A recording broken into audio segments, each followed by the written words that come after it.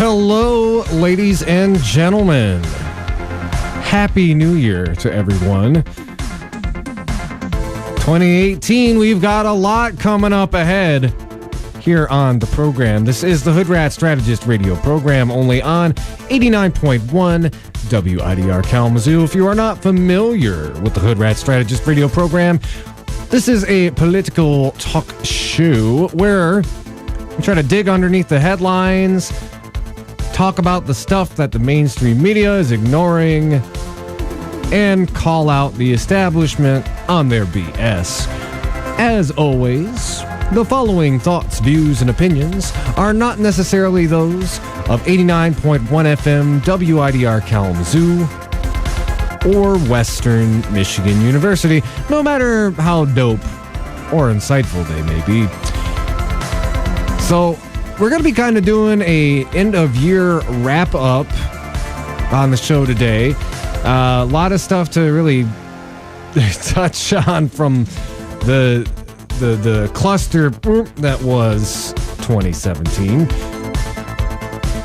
And you know, something tells me 2018 is going to be just about as wild. So, right now, waiting on the co-host to get here. It's cold and rough roads out there. So why don't I go ahead? I'll start talking a little bit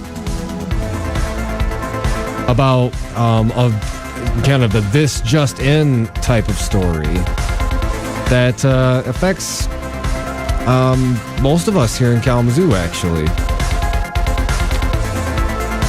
And I'm just going to read straight from the article. This is MLive Malachi Barrett writing about a hike in our water rates. Oh boy. And also the approval of several community projects in the Kalamazoo 2018 budget. So, Kalamazoo's new budget includes more investments in roads, community projects, and initiatives towards strategic goals in 2018.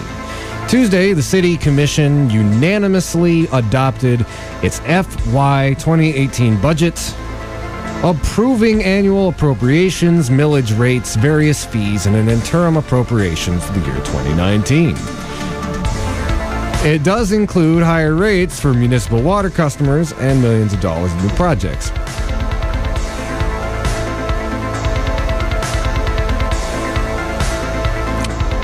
So let's go down a little bit.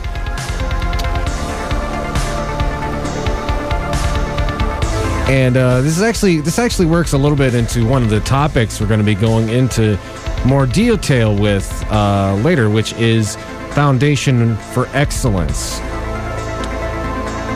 And it's important to touch on that because, you know, that is one of the most under-discussed issues of the year. And it affects all of us locally. It was a huge change. It fundamentally and radically changes the way government functions here in Kalamazoo. And it sounds like my co-host just got here. So I'm going to go and grab him, and then we will be right back.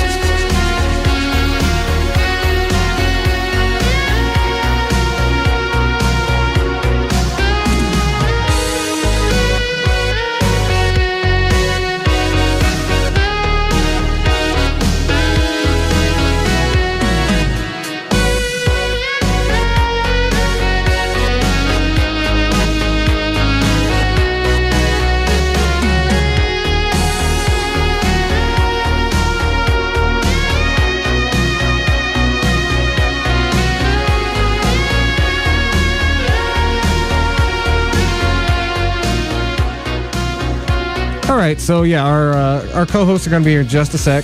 I'm going to go ahead and finish up kind of touching on the budget for 2018. So what it did say is that so we've got this larger budget because the additional projects funded by the Foundation for Excellence. And again, I'm still a little unclear from this article why the water rates had to go up because of this. Particularly, again, I've said it time and time again, and I'll be talking about it more later on in the show. There's a lot of talk about tackling poverty, but a lot of the stuff I've seen so far does not help the poorest in our city. And in particular, I mean, this having any sort of increase, especially a hike of the water rate, is particularly detrimental to the poorest in the community. Anyway, we got Luke and Lawrence in the studio. Yo. How y'all doing? It's another year. We've had one behind us.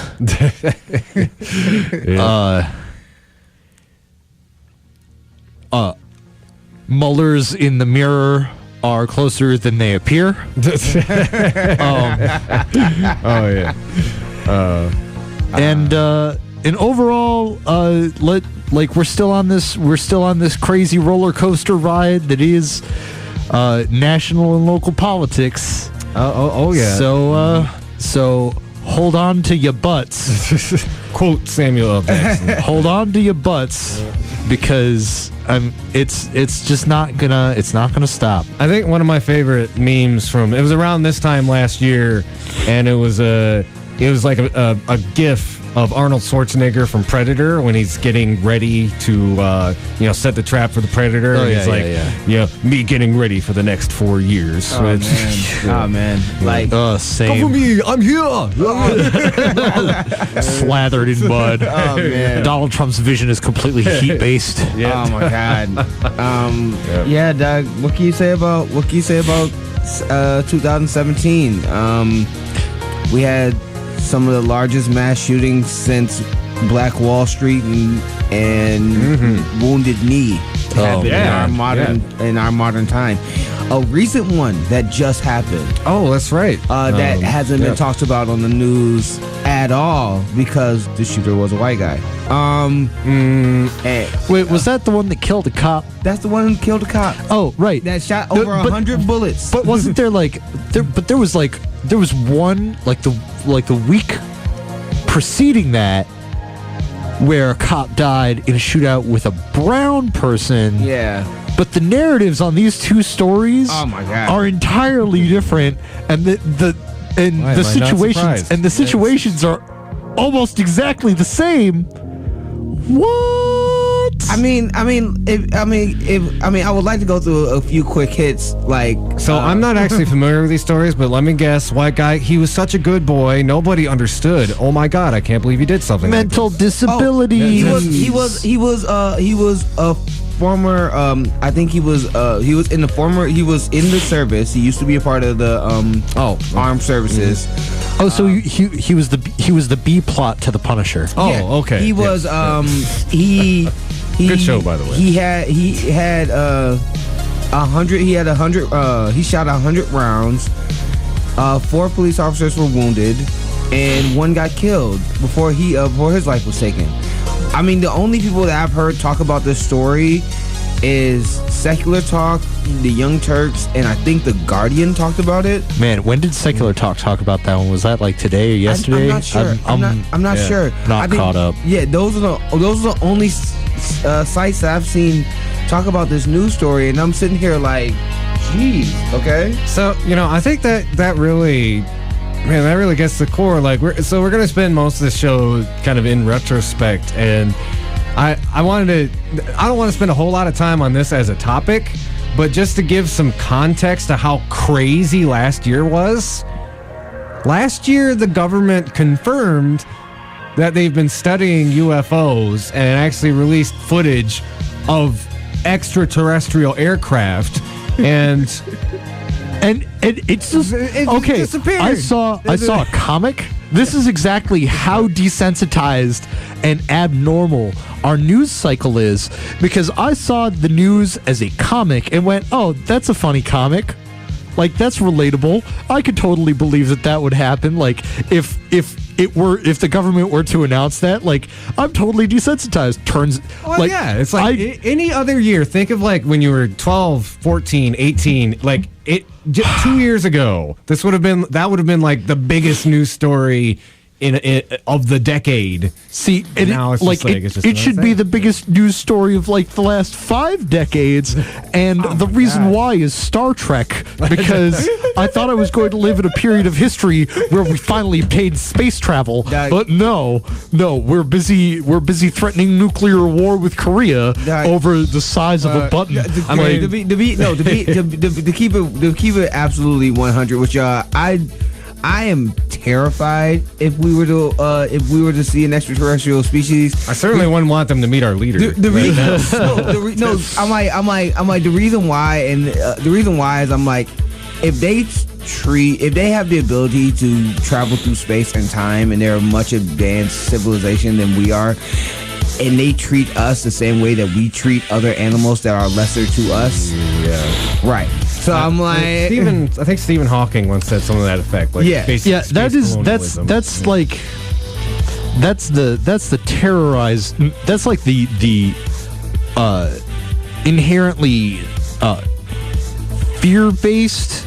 I know it's a fear-based response, but I'm just like, I was thinking about that the other day because I was just like, I don't find it inaccurate. Yeah.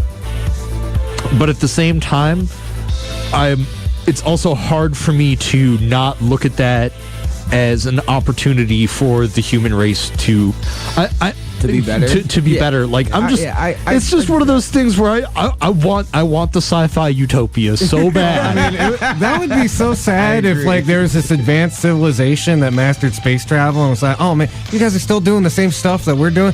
Oh man, it really doesn't get any better, does it? Right, it doesn't get better. No, it doesn't get better. No. Yeah. I mean, from last year,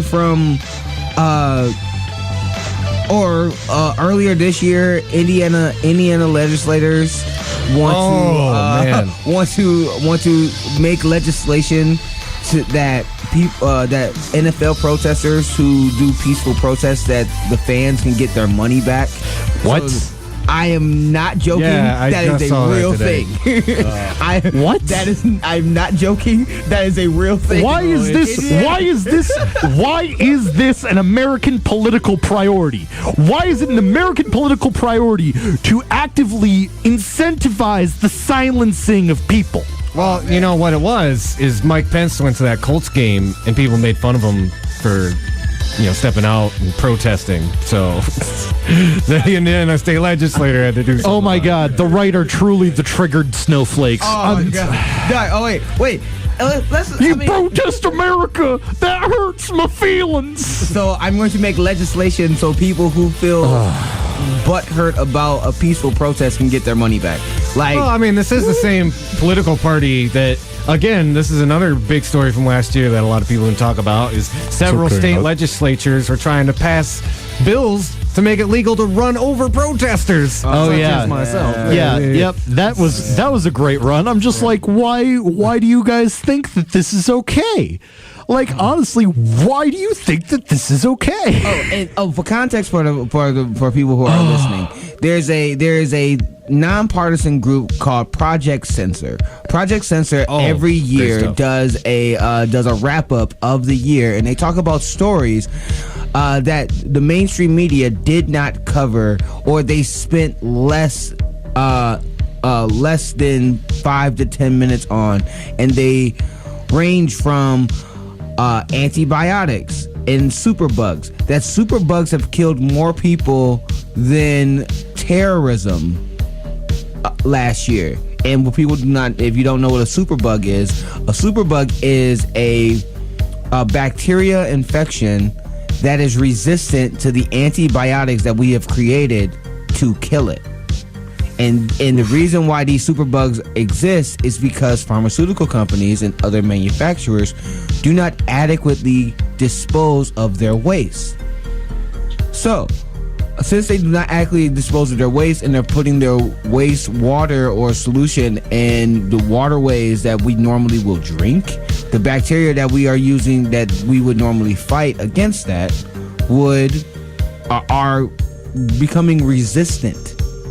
So, and that's a story that has pandemic levels of destruction. Oh, and this ties into like a much larger issue. And if you've ever seen,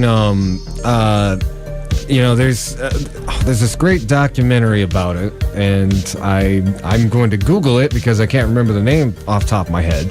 But it talks a lot about how humankind has really wasted our opportunity with antibiotics because we've saturated them so much that we've now created these hyper-resistant superbugs like you just mentioned. Yeah. And this has been this is one of the apocalyptic scenarios that doesn't really get discussed as much as some of the others, like climate change or nuclear Armageddon, but it is just as possible, especially with the kind of negligence that you were just talking about, that one of the, something with enough ferocity and enough resistance to our modern medicines could get into the general population.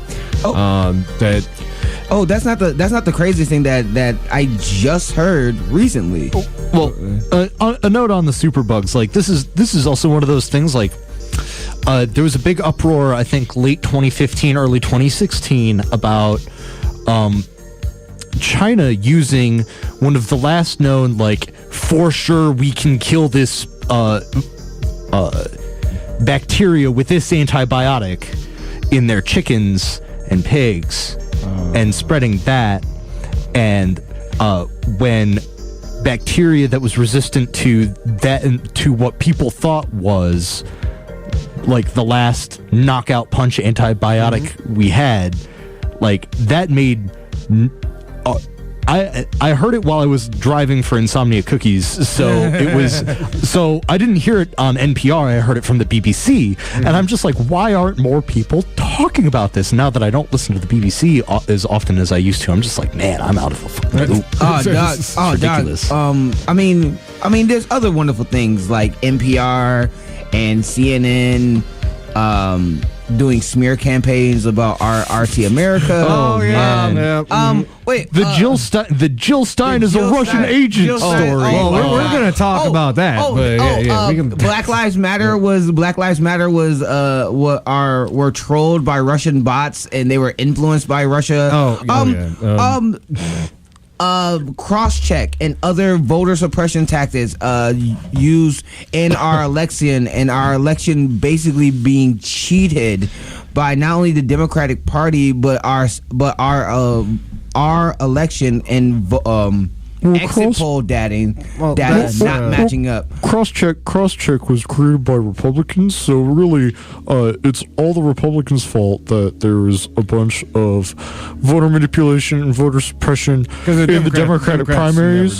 So really it's the Republicans' fault. It's all the Republicans' fault. No, we're making fun of a generic internet person who doesn't know how. Dear internet centrist, the DNC admitted that it can just pick the nominee whenever it wants. Lawsuit. Another story that was not talked about. That one, I jumped on that one as soon as I saw it. I'm just like, what?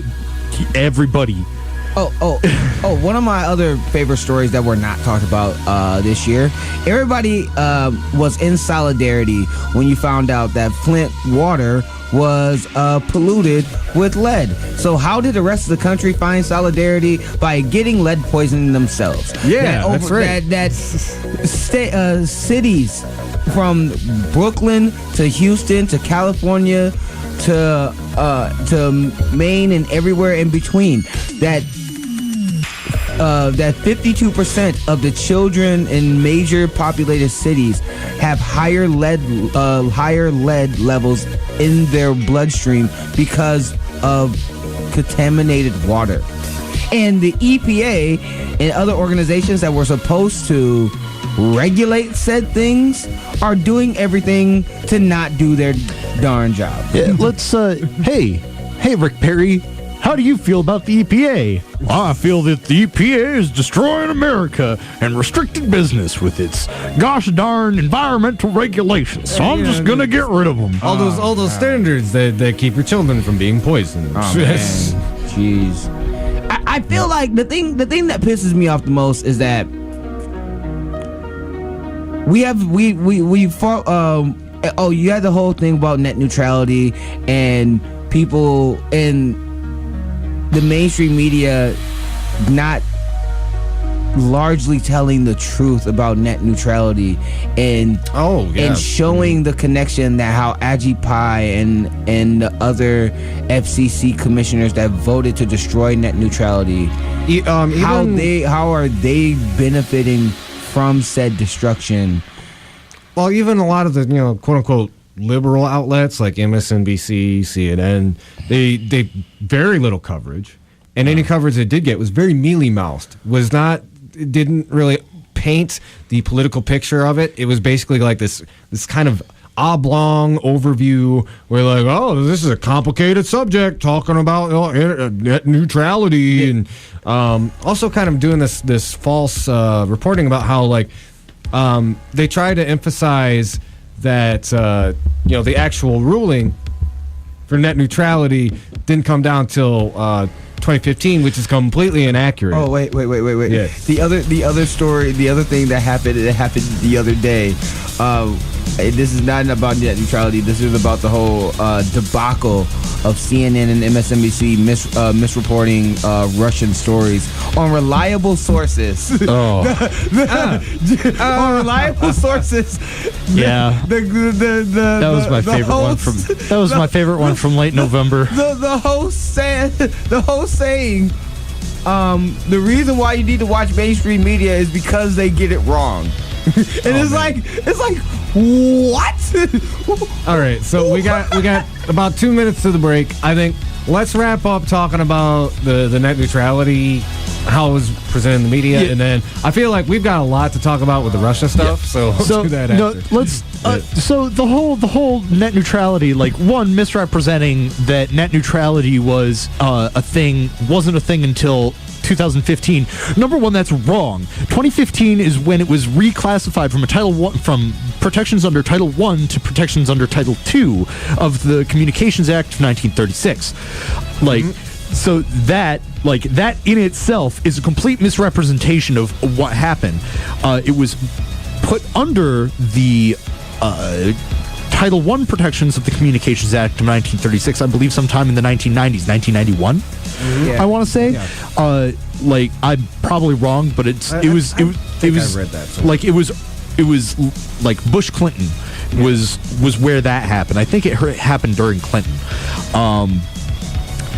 But even before that, when the internet as we know it didn't exist, and it was just a framework of literally like 6 servers across the country called ARPANET, because it was a project under DARPA, which I don't remember the actual name of for the acronym, but it's military defense research. It was a network set up between universities in order to make research and information exchange easier. During that time, the protocols and essentially created etiquette of that network stated that each individual port on the network had to have free and equal access to all of the data on the network. Net neutrality was a concept in the 1970s when the internet wasn't even the internet. It was proto-internet. When it was the proto-internet. Yeah. So net neutrality has always been a thing. 100% of the time, the argument that net neutrality wasn't a thing until 2015, those are people who don't know anything about the internet. Also on top of the fact that this is also goes back into an issue that we talked about a lot on this show last year, money in politics. The reason why you have people like Occupy and others who wanted to destroy the system as we know it is because they're going to benefit from it. Occupy worked for Verizon as a lobbyist, and he's going to go back to work for Verizon after he's get done working for the FCC. Yeah. Mm-hmm. And that revolving door of corruption is the reason why when you do something that the overwhelming majority of the public, 83% of the country, did not want to be done, they did. What that tells you is that your representatives that's meant to protect you do not care. Also, something that was not talked about in the mainstream media, when they asked for public opinion in the comment section, there were people and there were bots that were commenting as dead Americans. Yeah. Mm-hmm. And that was not brought up. The FBI has actually went to the FCC and said, "Yo, can you explain why there are dead people tweeting pro net neutrality comments?" You know, of course, in the end, it didn't really matter because the Republicans who voted to end net neutrality basically stated, "Oh, we didn't really listen to the comments." Yeah, we didn't. We didn't really care about we didn't care about the comments unless you were donors. So whatever. It doesn't really matter that a bunch of people committed fraud to actually. To boost the popularity of anti-net neutrality so that news outlets like Fox News, Breitbart, Rush Limbaugh, the right-wing media had something to latch onto that could be claimed as legitimate in order to continue to propagate the message that net neutrality wasn't popular and people wanted it gone. I'm trying to flip the script into like, well, no, actually we're protecting the freedom of the internet, not them, not the people who are actually trying to protect the freedom of the internet. It's... I mean, the other thing, and this is the last thing that I'm going to talk about with net neutrality.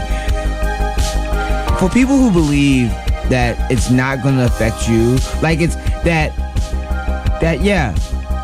people like Netflix, groups like companies like Facebook and Netflix, they can pay the ransom and it'll be fine. It's not just those sites that's going to be affected.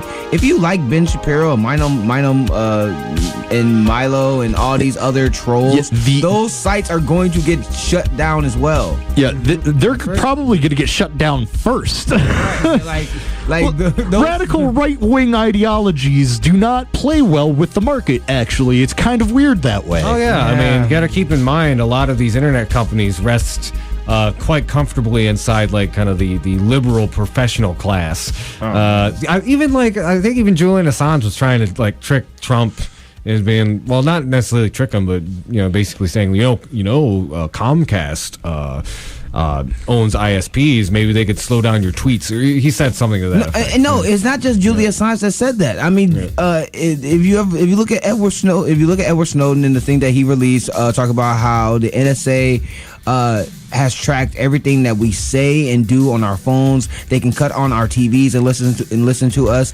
Yo, what up, NSA? Right, like these things are not fiction. These are facts. And something that pissed me off recently when our president said to Iran, "We're going to be watching for human violations. We're going to be a watchdog. We're going to be a watchdog for human rights violations, but bigly. I'm sitting there because this was recent. This was a day ago, 2 days ago, and I'm sitting there on my phone listening to this. I'm like, ask Edward Snowden how the United States deal with human rights violations.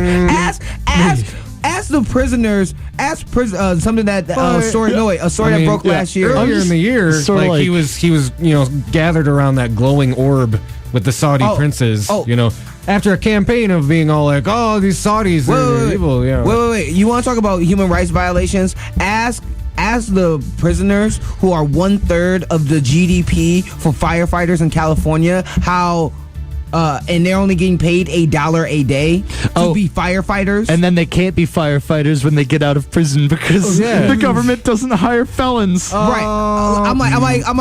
We want to talk about human rights violations. Ask ask Eric Gardner's daughter how things have changed to be better. You can't because she died from a heart attack. That's my point. Yeah, that's my point. I'm saying rest in power. Rest in power. And the thing that pissed me off about that, when they in the mainstream media talked about her heart attack and things like that, they talk about what killed her, but they don't talk about the cause that she was fighting for in detail, or realizing that one of the videos that we talked about of the white dude that was crawling on the ground to the cops, and the cops shot him anyway. Oh man, how many? Oh god! Like how many other videos did we see from Philando Castile to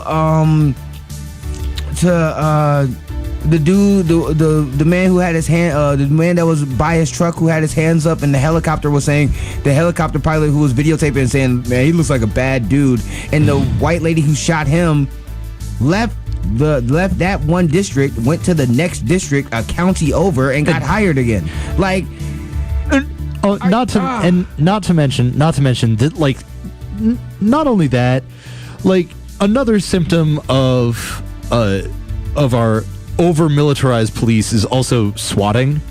That resulted in a death, recently. It did. For those of you who don't know what swatting is when someone streaming video games, when they're playing popular games like Call of Duty or Counter-Strike, games that feature many explosions and gun sounds, along with radio chatter that sounds like terrorism if you don't know what you're listening to.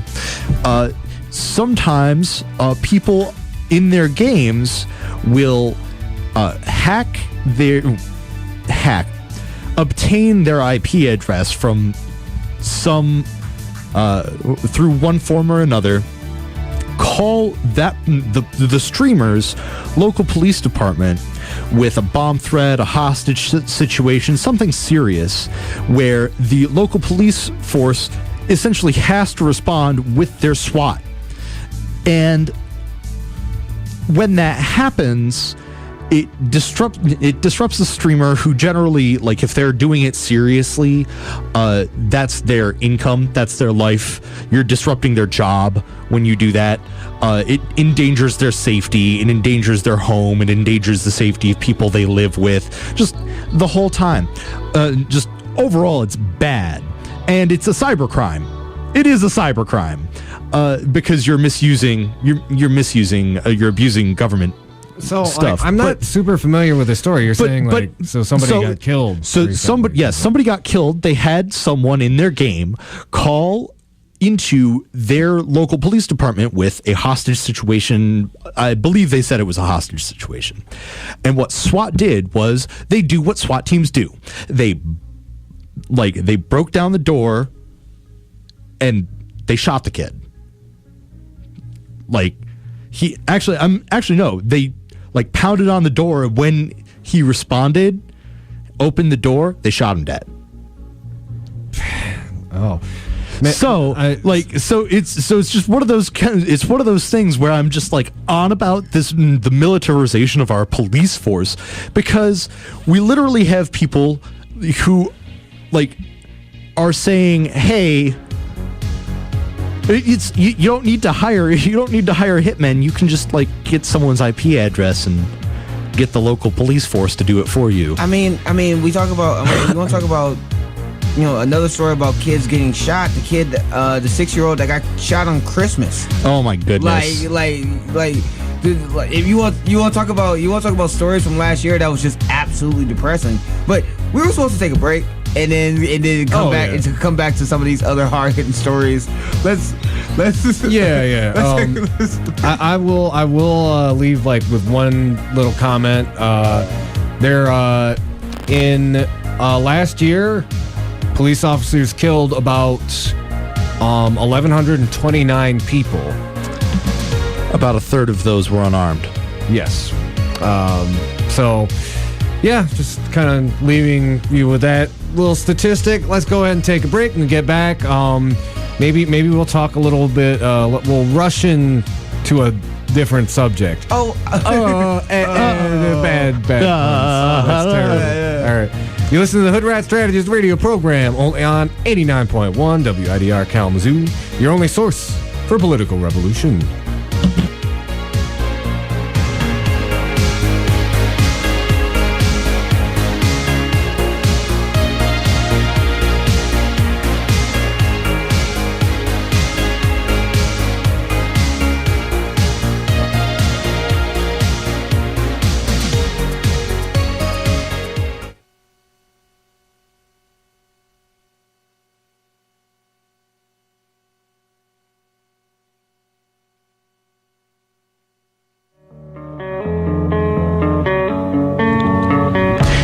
Be apparent, but hunger is a rather prominent issue amongst the student body of Western.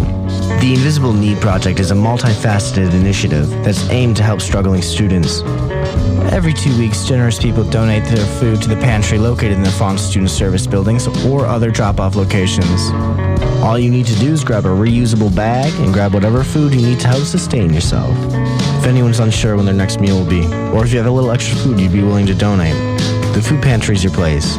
If you're looking to help donate, become a volunteer, or just learn more, call 269-387-4742 or email dosa-inp@wnish.edu for details.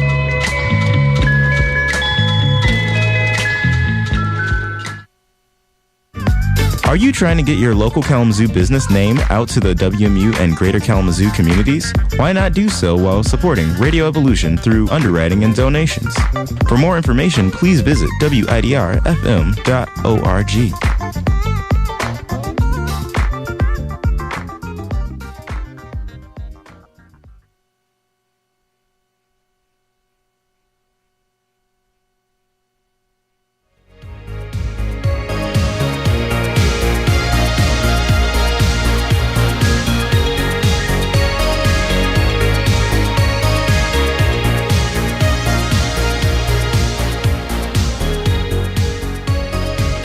All right, ladies and gentlemen, we are back. This is the Hoodrat Strategist radio program, only on 89.1 WIDR Kalamazoo. And, all right, putting it all on the table. Putting it all on the table. All right, hold on. Before we rush into this story, there was a lot. I don't want everyone to think that 2017 was a complete and utter dumpster fire. There is hope for 2018. Let's not forget. Yeah, the raccoons managed to save part of it. Oh man. Let's not forget the things that's happened. California has legal marijuana. That's true. Yeah, good during the elections, America did the right thing, and they did not let a child predator into the Senate. Yep. Democratic Socialists and Bernie Sanders like candidates, far left candidates, and our mainstream media would call them far left candidates. Two left to win. Two left to win. One in the South. One in far greater margins than a lot of the other centrist Democrats who've been running, George Ossoff. John Ossoff. John. What? A transgender woman beat a man who... I feel that I need to add that. She's awesome. No, a transgender woman beat a man that created the anti-bathroom bills, and he was the grandfather of the anti-bathroom bills. Not only did she beat him, when she was interviewed by mainstream media, she said he's my coming next year he will be one of my constituents and I will represent him. I don't badmouth my constituents. Right. There's hope, okay? And also I also gotta talk about, because we're in Kalamazoo, there's a lot of progressive candidates that's gonna take down Fred Upton, and I'm so happy for that. My God, it's a saturated market. It is a dartboard of pick your progressive. Now I will say this: there are two establishment Democrats. One person who actually did give over $100,000 to Fred Upton, who's also running against Fred Upton. The two establishment candidates that's on the Democratic Party that the establishment Democrats want, please go away. You're going to ruin a good thing. Please go away. So, you're going to hear me talking a lot about this next year. I made some people very mad the other day because they were talking up George Franklin. Well, I had a friend who posted an article about George Franklin, who, as you said, donated a bunch of money to Fred Upton. Over $100,000. Yes. And he was pointing this out, and like some of George Franklin's supporters hopped on and said, I can't believe you would say something like that about George Franklin. That sounds eerily similar to, how dare you point out the fact that Hillary Clinton got $275,000 for 2 speeches at Wall Street. It was pretty much exactly like that by the numbers. And to be fair, like, I thought at first, like, I didn't really take him seriously. I didn't think he'd gain traction, but as we get closer to August, this guy's got the backing of Jennifer Granholm. What? She endorsed him. Carl Levin endorsed him. So, for whatever reason, the establishmentarian Democrats of the state that's terrible trying to shove this at. Yeah, that's terrible because, David Benak has the Bernie Sanders nomination, so... Yeah, Benak's he's got that nomination. We've got a doctor who's, like, pushing Medicare for all like nobody's business. There's a progressive DSA millennial scientist running. Yep. So, like, there's... And then, I think with the other... Paul Clements is running, too. Which is... I always forget. Sorry, Paul. Like, I love you, Paul, but you should... Why is he running? Here's the thing. You have people. You have Dave Benak who got the backing of the Justice Democrats. You have other Democratic Socialists. You have people who are part of the Green Party. You have people who are actually progressive and who will actually fight for us, the actual American people, versus Fred Upton, who voted to destroy net neutrality. Twice. No, 3 times. Excuse me. Like Fred Upton, who cares about the environment as much as the head of our EPA right now. I'd say he fights for the environment to the extent that the Koch brothers don't scare him away from doing so. Because he did used to have a better environmental record. Yeah, and then a couple years ago, like and then all those. In 2014, the Koch brothers said that that if he did not start basically doing their bidding. Oh, it was like sooner than that, but yeah. Yeah, it was 2012. It was between 2012 and 2014. His policies started becoming much more right wing. Okay, and this is one thing that in the mainstream media that I need the mainstream media to start doing. Can we call things as they are? Can we call things as they are? These donors from these donors plainly are pimps. Okay, they are. Oh, yeah. They are. And, who knew that legal bribery could be? So wait, shouldn't we? Let's all vote for George Franklin because he's a corporate lobbyist, so he knows that pimp game like nobody else. No, that's the opposite of anything we want to happen. Speaking of, watch for this year. I want to warn y'all. Hear me now. Quote me later. Watch for the pivot from the Democratic establishment. They've already been showing signs that they're going to co-opt the movement of the progressive left because they understand that this tsunami's coming and they cannot stop it. For example, Donna Brazile coming out and kind of spilling the beans, and I watched that interview that she did with Nomika Constantine. That is a different Donna Brazile. Oh my God. And it's like you can tell I can see what's going on here. They're trying to be like, this is the way the wind's blowing. I need to hitch my wagon to these people. It just reeks of that whole. In 2008, Hillary Clinton was like, marriage is between a man and a woman, and then in 2013, she's like, no, I support marriage equality now. I know that I was wrong, and it's just like, woman, we know you're running for president in 2016. Why? No. What's the dude? What's that dude? Howard Dean. Howard Dean went on MSNBC, and I think he was on Morning Joe, and he was already trying to co-opt the movement. He's by saying, I want to support. I love all these young people. Yeah, I want to support all these. I want to support these young progressives. I'm in support of young progressives like Kamala Harris and Cory Booker and Christian Gillibrand. I don't want people in my generation to run for president again. So he's like, that's why I'm not supporting Bernie Sanders. And I'm like, you're not going to support the person who's the most popular politician in the United States, who the overwhelming majority of the country agrees with. Oh, so you want someone younger, like Tulsi Gabbard? No, that's. Oh wait. You want somebody younger. You want somebody that's younger and a minority. You want Nina Turner. Nina Turner. No, not like that. No, that's not what I meant. No, that's not like that. You want somebody young. You want somebody young who fight for their policies, like Ro Khanna, right? Like no, not like that. No, not like that. Oh.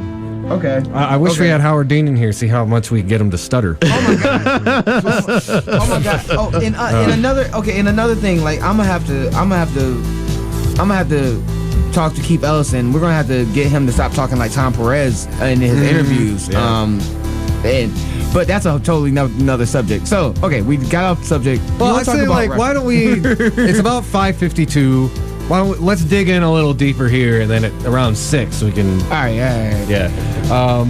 But yeah, I think this was an important year to kind of figure out how much was the Democratic Party going to resist this changing of the guard. How much was that changing of the guard going to be effective? And I think like hits and misses. We started out the year with Tom Perez being kind of shoved up our butts, more or less. Let's not forget that, at first, Keith Ellison, who is like the progressive Bernie-crat, he represents like the Bernie-crat wing of the party. He was running virtually unopposed. He got endorsed by Chuck Schumer. Chuck Schumer. It was, and I want to make this very clear, it was the Obama administration who specifically asked Tom Perez to run because they did not want progressives getting that kind of power over the Democratic Party. They threw him in as a monkey wrench at the last minute because a lot of people tell you, oh, well, he won fair and square, da-da-da-da-da. He wasn't even going to run. Hold on, wait. And when people say that they run fair and square, please go back and look at the coverage that TYT Politics did over the DNC chair race. Not only did the DNC violate their own bylaws and them being transparent about who's voting for who, they broke their laws at the last minute to make sure that Tom Perez won. On top of that, the whole hubbub of that the DNC chair was supposed to be a full-time gig, and the person that's supposed to be running and being the chair, that their job is supposed to making sure that the party gets back on their feet. Tom Perez, 4 months later, got a job as being a professor. Are we?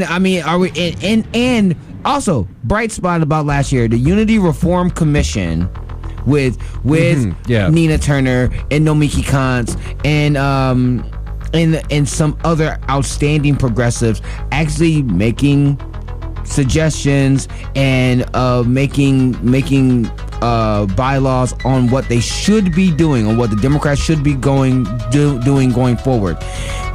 Cutting super delegates by 60% is.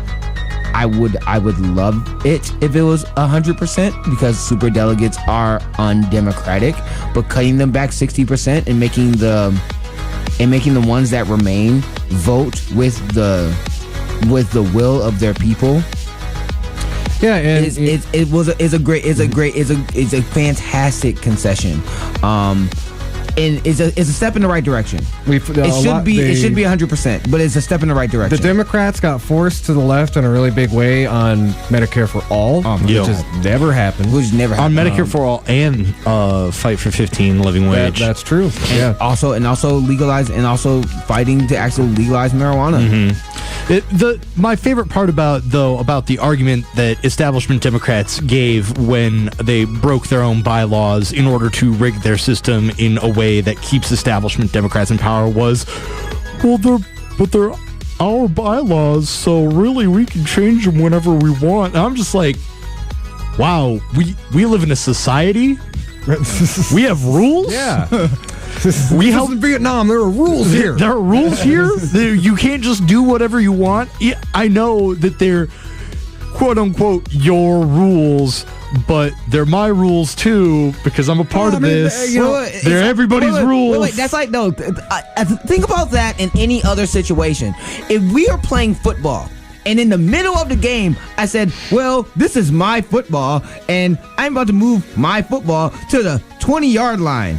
And I'm about to score, and I'm going to have 14 points. But 20 points before the game starts. That's not fair. Well, it's my stadium. It's my stadium. It's my football. It's my rule. Like, no, player. No, that's not how this game works. Yeah, especially, and they didn't talk about this in the DNC fraud lawsuit court case too much. And the judge was fair-minded. Like what the actual ruling of it was, essentially, yeah, the DNC did this, but this can't be fought legally within the courtroom. And actually kind of gave Jared.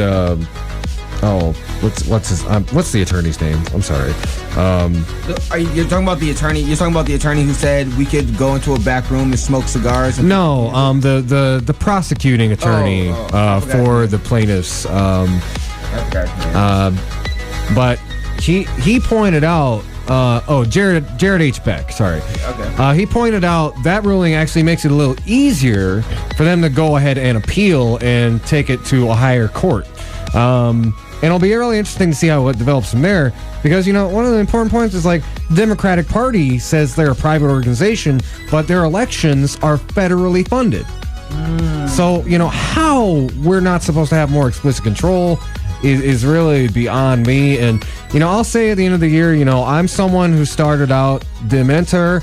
I'm exiting the year looking to probably join the Socialist Party.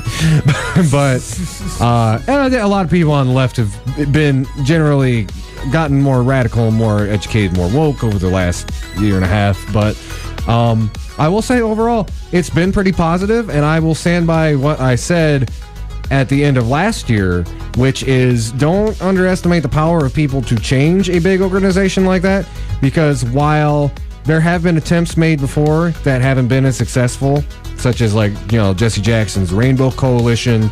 What happened last year in the election in 2016, or I guess the year before last now, people mobilized around Bernie's campaign like that. Like, think of how quickly that all happened to take on the Clinton machine and almost win despite having the process rigged against you. Given a little time and effort, it's not unforeseeable to see these kind of reforms eke out. Now, I think, again, there's still a big role for grassroots political organizers and people who do not function inside the Democratic Party. But there's good things coming out of that work. I mean, you want to talk about the changing of the landscape. Secular Talk did a fantastic story on how Fox Business was breaking down Trump's tax plan, and they actually told the truth about the on Fox Business. I was sitting here like, I was like, hell must have froze over, and the devil must be giving out free snow cones because they actually told the truth. That Fox News business bit was just so. It was karmically delicious. I'm gonna post a link later up on my Facebook for those who not know what I'm talking about. But they broke down not only on both sides of the political spectrum who's taking money from Wall Street. Mm-hmm. They also broke down how the tax plan is not going to help the average American. And in the next 10 years, if you make less than $75,000 a year, you will get a tax increase. And, I think I want to leap off of that 7,500. and just say real quick, Fox Business News. Right. It's one of the glass half full elements of the past year is that all of the corrupt politicians who, I think for many years before the progressive wave that Bernie Sanders precipitated, it felt like you're kind of shouting in the wilderness about this stuff. Like, money controls politics. We've got these corrupt politicians. Everybody's like, oh, I don't know, blah, blah, blah. They're making it so brazen and so obvious that nobody can ignore it. Cast members of the Jersey Shore are correcting the president on climate change. We've got this tax bill. That was We've got also karmically delicious. They're basically just, all of these politicians are cashing out and saying, yeah, we don't care anymore about pretending. YOLO. We're just doing what our donors YOLO swaggins. We're here to take your tax dollars. Yeah. Bye-bye. Yeah. Mm-hmm. Oh, man. So we are a kleptocracy now. It's become almost like a cliche at this point. But yeah, the mask is off. As many problems as we had with establishmentarian co-optation, which we're going to talk about a little bit more, I think, with this RussiaGate stuff.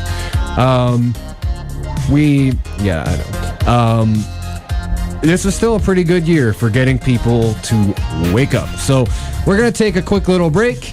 When we come back, we're going to keep talking about the year that was 2017.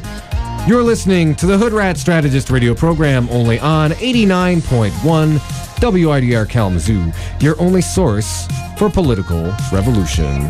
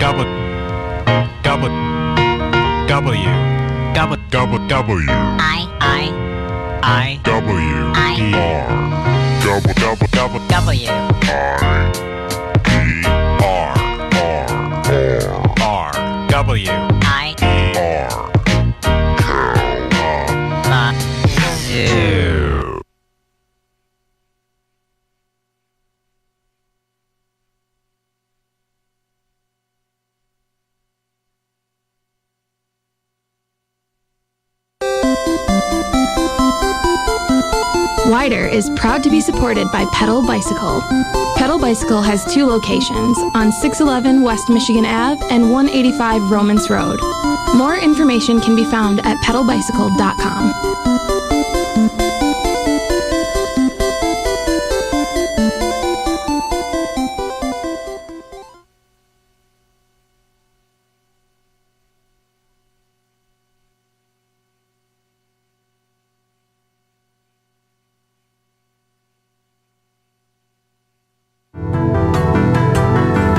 You are now listening to our weekly RSO Spotlight. Hi, I'm Alex Felice. And I'm Kelly Coffee Tabby. We are proud members of Sigma Kappa sorority. We live our day-to-day values of loyalty, personal growth, friendship, and service. We are the main benefactor for the Alzheimer's Association. If you would like to learn more about Sigma Kappa's involvement in Greek life, visit our website at wmish.sigmakappa.org or follow us on Twitter and Instagram at Sigma Kappa WMU. For more information on this week's RSO, you can visit westernherald.com, YBOT WMU on YouTube, or widerfm.org.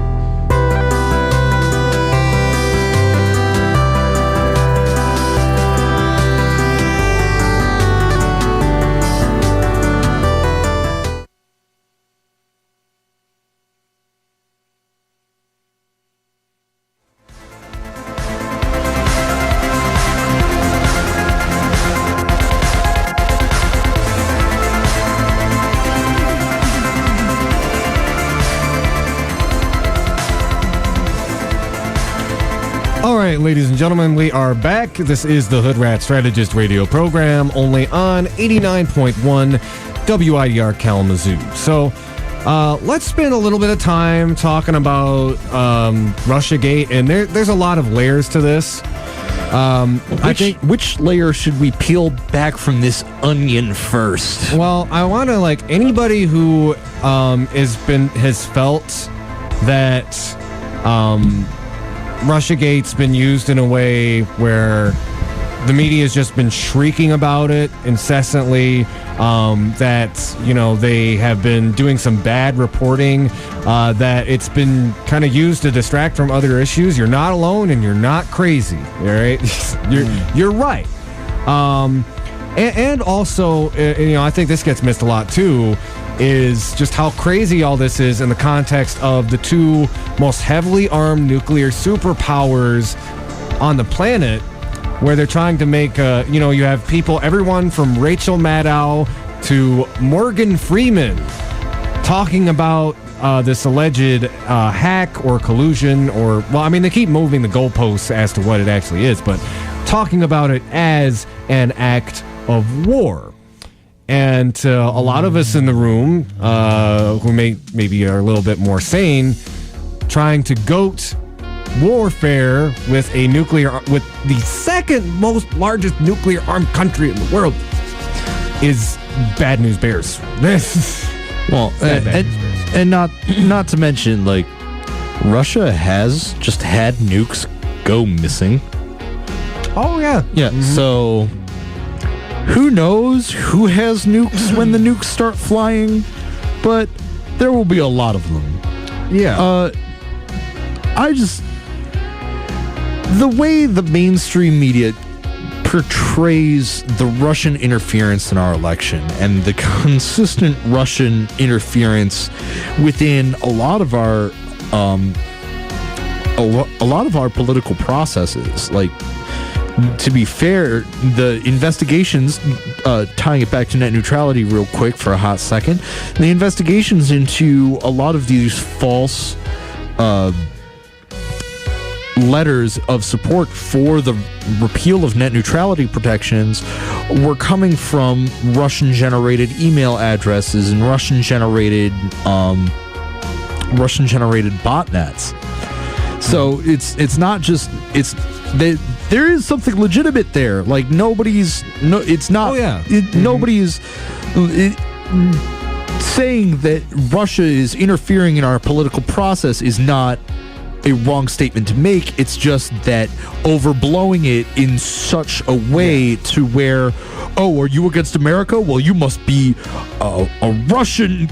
You must collude with Russians, and the president colludes with Russians, and is Russian collusion, and the president is a Manchurian candidate. Well, here's the thing. Here's the thing, and this is the one thing that scares me the most when you hear stuff like that. If you haven't noticed, and for people that haven't been paying attention to the news lately, the Trump administration quietly has been keeping the same policies when it comes to sanctions on Russia. So what they've actually have been doing is the same thing that President Obama was doing. Yeah. So for Trump to show that he is not a Russian bot, him thinking like a 12-year-old child, is him saying, well, I have to go further by doing things that's going to escalate issues with them. Like, for example, let's bomb Syria with Russian soldiers on the tarmac and on the base where they're at. And that was the first time MSNBC and CNN actually gave him any kudos. Was it for saying no to the TPP? No. No. It was for bombing people. No. Yeah. Wait. Was it for actually helping those who have been affected by the lead water crisis? No, it's not. It's not that. It's for bombing another country and Russians being close to where the bombing was. And this is the thing that pissed me off with the Democrats, because the Democrats gave him props. Even Hillary Clinton, when she came out the woodwork, she said not only last year, she said not only would she have done the bombing, she would have did more bombs. Take that to its logical conclusion. What would have happened if one of those soldiers, Russian soldiers, would have died?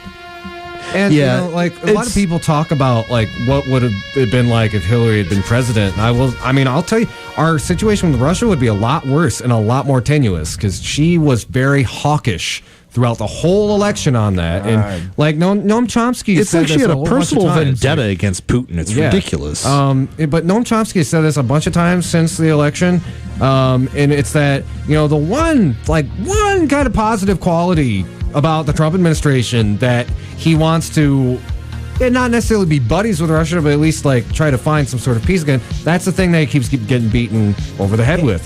And I will mention that among those ties, he's got a lot of business ties to Russian oligarchs. And I wanted to just briefly hit on you talk about how it's not that we're denying the RussiaGate situation. It's the expansion of it to neo-McCarthyism or McCarthyism 2.0. It's that escalation of just out there statements against your political opponents in order to try and discredit them because of some jerk-off external threat. It's like trying to call anyone who's a conservative a Nazi. Okay. Yeah. Let's go. We're gonna put some perspective on this. We're gonna put some perspective on it. Trump has already. If we were going to talk about when we talk about Russia, does Trump have ties to Russian oligarchs and Russian mobsters? Yes, he does. Does Trump have ties to did his campaign in some way contact the Russian government? Well, Mueller's been investigating and they have indicted some of Trump's former campaign staff, and they're flipping on Trump. And Trump's already been talking about trying to lock up his political opponents. So, is Trump horrible? Yes. Is Trump a neo-fascist dictator in the making? Yes. Did Russia actually hack the voting booths to sway the election? Or if you believe that Trump and the Russians spent $1,000, like $100,000 on Russian bots on Facebook and on Twitter, and you think that swayed the election, that tricked Black Lives Matter or other people into voting for Trump, then you've absolutely lost your mind. Yet the mainstream media put out those narratives like it was true, and they've constantly got the stories wrong. And like just talking about the meme thing on its face, I think anybody with any kind of common sense can understand just how ridiculous that is, because one, how many people actually saw those during the election, how many people it actually affects, and look at the memes themselves. There's like one where like Sanders is in like this strongman pose. There's one where Hillary is at a table facing down the devil. All of these things about like trying to exacerbate tensions like Black Lives Matter. It's ridiculous. It almost reminds me of like a lot of the NSA's own critiques of RT, that 13-page report they put out, which they spent, it was a 26-page report, and they spent 13 pages of it attacking RT. And their attack was not, their definition of Kremlin propaganda was talking about fracking, talking about movements like Occupy and Black Lives Matter, talking about the Green Party, critiquing imperialism. And the other thing that just makes me so angry, especially when it comes to the mainstream media's coverage of this story. If you want to, the ultimate goal, what is the ultimate goal of the Russian scandal?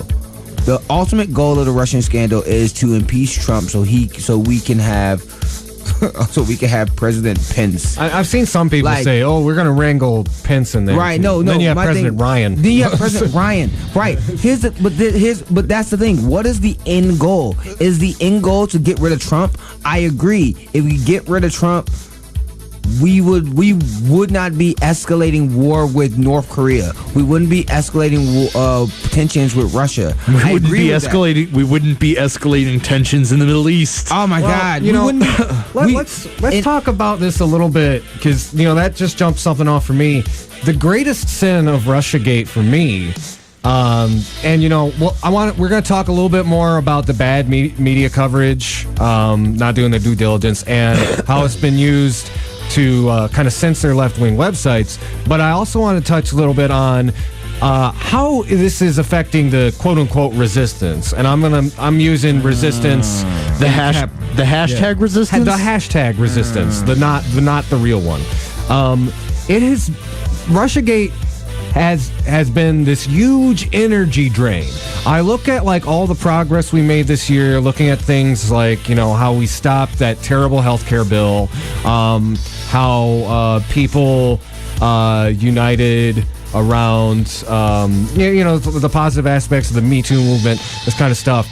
How much more could we have gotten accomplished if half of the Trump's opposition wasn't going absolutely balls to the wall over this perpetually it's like a greyhound chasing that paper rabbit, like the smoking gun is just around the corner. The biggest indictment of that for me as well is, there's an investigation going on.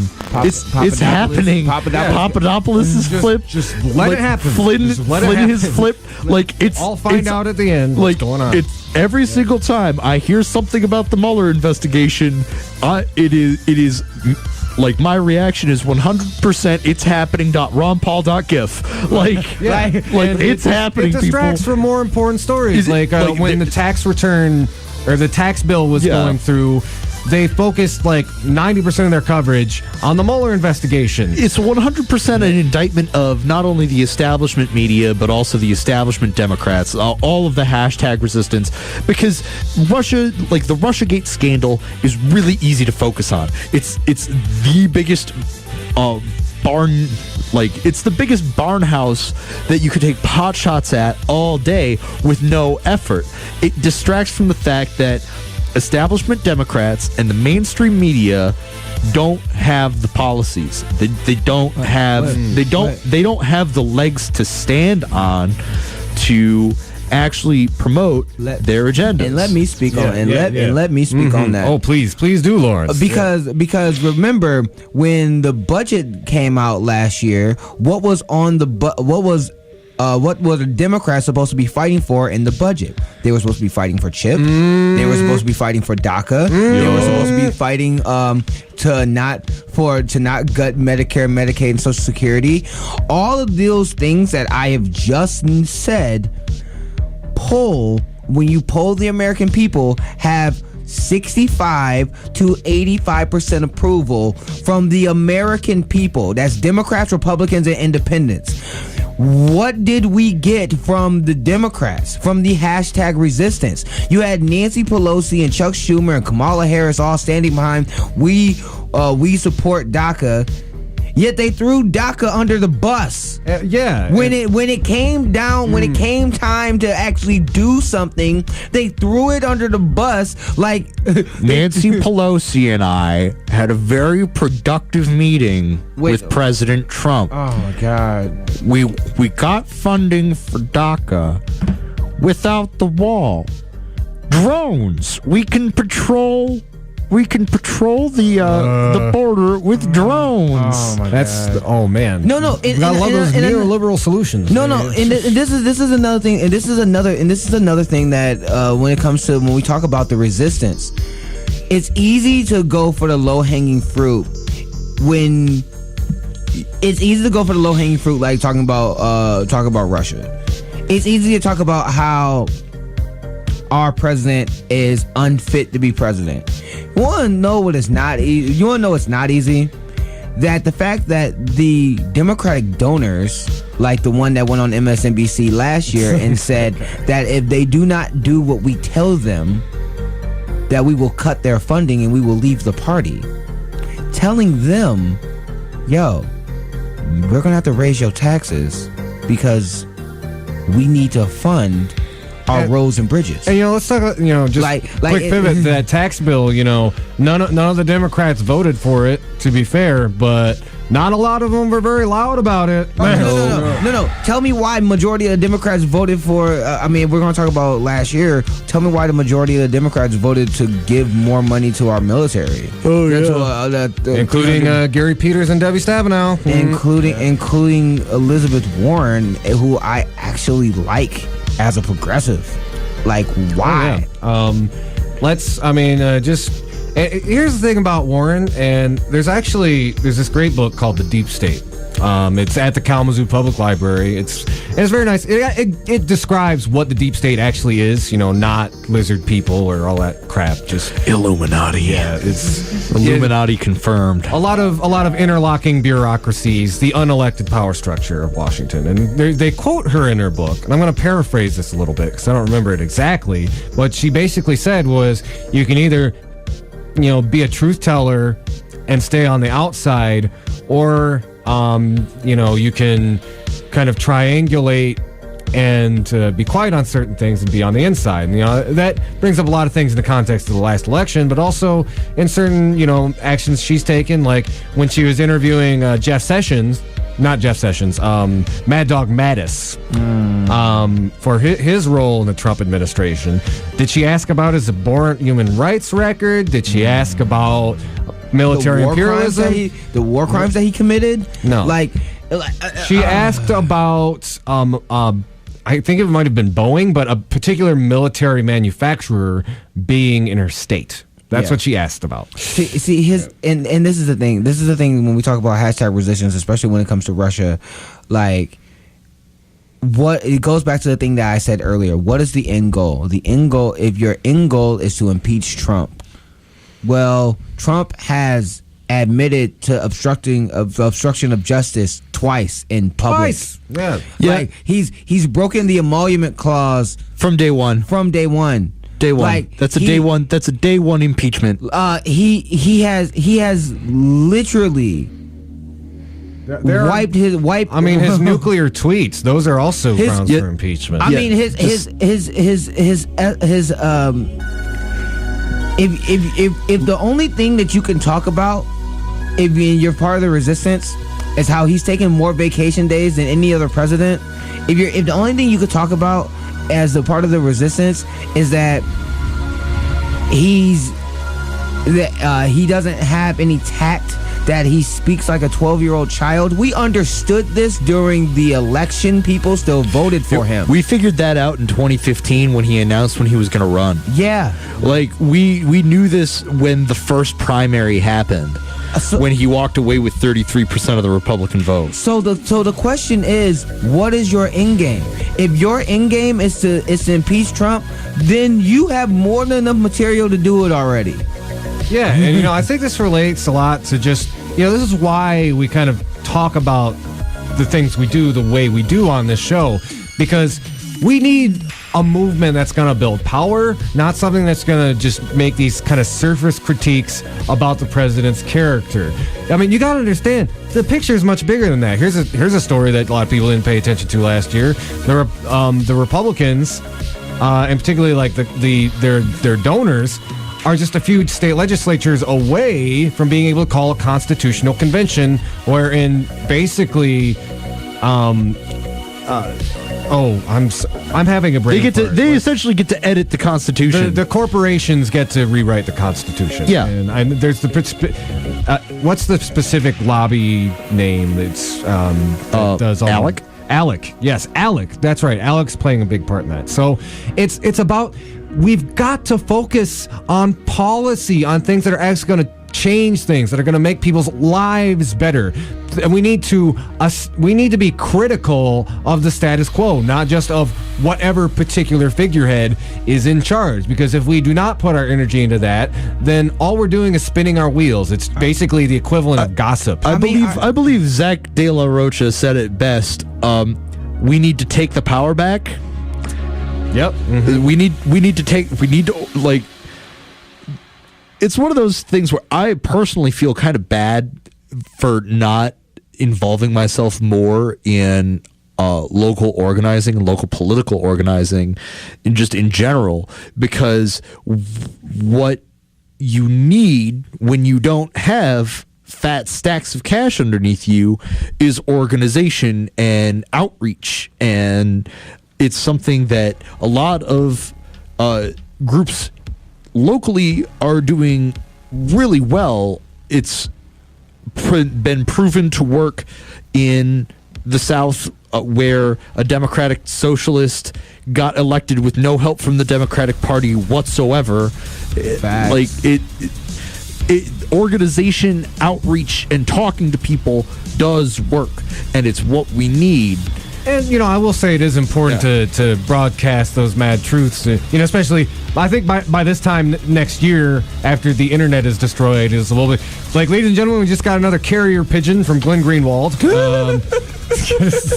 I've telling us what's actually going on. It took me 4 hours to download the last episode of Secular Talk, but here's what that is. Oh man, I mean, okay, but see, in this to bring it all together and to wrap it up all nicely. The thing is that when Mueller gets done with his investigation, we'll find out how tied Trump is to Russia.